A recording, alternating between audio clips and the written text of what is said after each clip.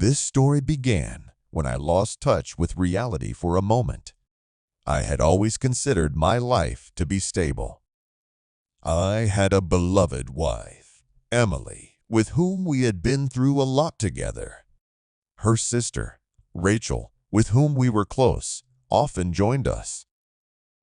But it was this closeness that led to what happened. I remember the night it all started. We were celebrating Emily's birthday, and the guests had already left, leaving the three of us. I was in the kitchen, putting away the dishes, and then I heard them laughing. I felt a little embarrassed that I wasn't part of their conversation. When I got to the living room, I sat down on the edge of the couch, and soon the conversation became more intimate.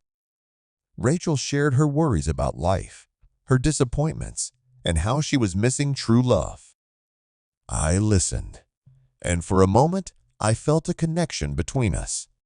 There was some kind of spark between us, and after that evening, I began to notice our gazes lingering. We started talking more often and spending time together when Emily wasn't around. I had been looking for excuses to see Rachel alone, and now it seemed not only acceptable, but even physically desirable. We were just spending time together, but more and more, I felt attracted to her. One evening, when Emily was up late with her friends again, Rachel came over to our house. We were drinking tea, sitting in the kitchen, and suddenly, I realized I couldn't stop. I reached out to her, and she didn't pull away. In that moment, everything changed. Soon, I was sitting next to Rachel, and I couldn't resist. We kissed.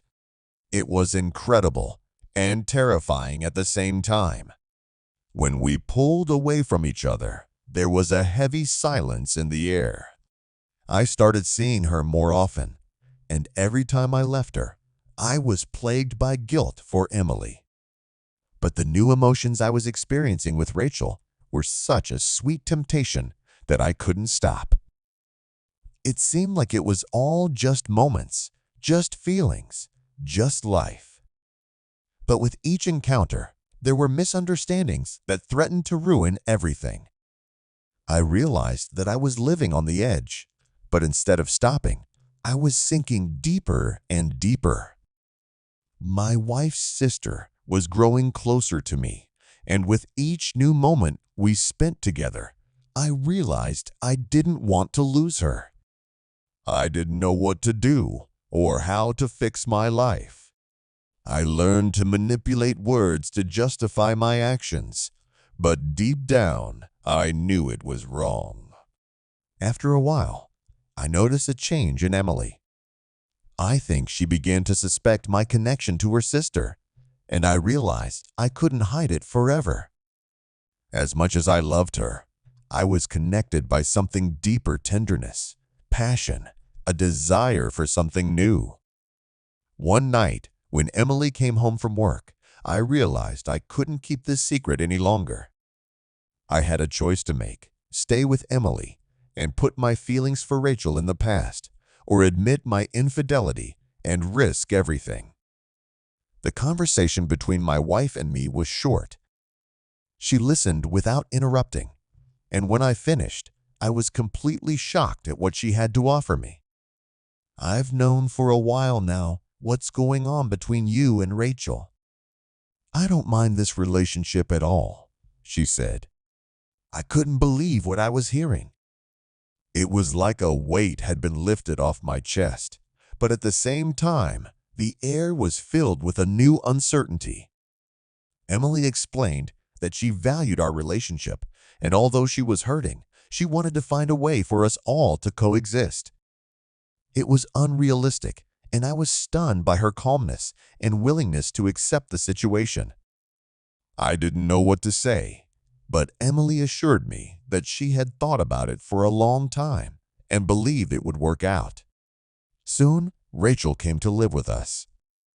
The first few days were awkward. We were all exploring this uncharted territory together. We tried to maintain a normal relationship, but the dynamic had clearly changed. I began to divide my time between Emily and Rachel, trying to give each of them the attention they deserved. There were moments of doubt when I doubted it was possible, but somehow we made it work. Emily and Rachel began to form an unusual bond. They started talking more often, sharing their thoughts and feelings, and there was a strange sense of solidarity between them. They understood the complexity of the situation better than I did. It was as if they had made an unspoken agreement to keep the peace, to make this unusual arrangement function as well as possible. I often watched their interactions, marveling at how they managed to find common ground despite everything that had happened. And now I don't kid myself anymore.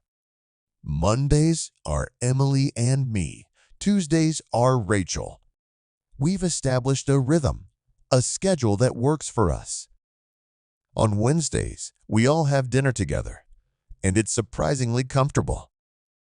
Some days, I feel the heaviness of my actions, guilt still lurking in the background. But other days, I feel strangely happy. It's not the life I envisioned, but it's the one I have now. And somehow, we're getting by. The future is uncertain, and I know that the balance we've found could be upset at any moment. But for now, we have each other. Emily, Rachel, and I are navigating this complicated relationship together, day by day, learning to live with our choices and find moments of happiness in this unconventional life.